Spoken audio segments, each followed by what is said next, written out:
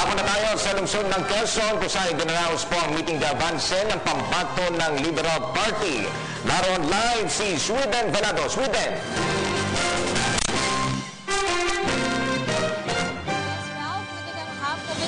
Dyan. Ito na nga yung tinatawag nating pinakahuling araw ng pangangampanya ng lahat ng mga tumatakbong kandidato sa parehong national at local position. At itong tambalang Mar Rojas at Leni Robredo dito sa lungsod ng Quezon, partikular sa Quezon Memorial Circle, itinakda ang kanilang gagawing huling meeting de avance.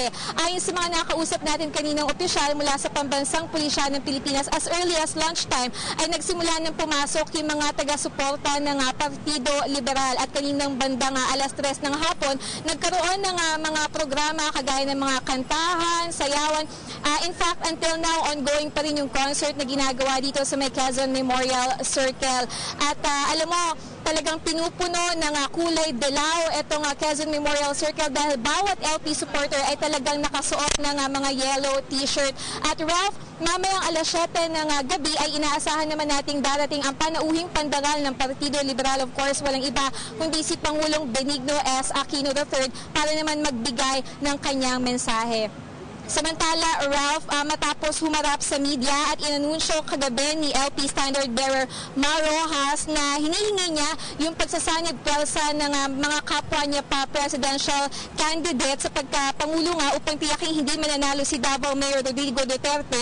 Muli na naman siya nagpatawag ng press con kaninang alas 2 ng hapon doon pa rin sa kanilang LP headquarters sa may Cubao, Quezon City. Ralph, bago yan, inimbita na ni Rojas si Po sa isang dialogo kagabi para pag-usapan ang posibilidad ng pagsasanib alyansa nila.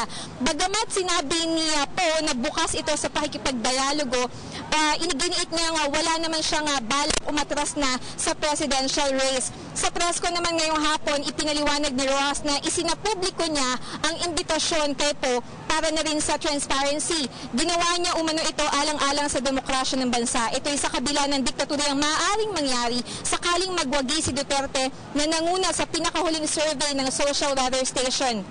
Itinanggi naman ni Rojas yung mga malisyosong balita, Ralph, na inatake umano siya sa puso kagabi. Sabi niya nga, buhay na buhay talaga siya.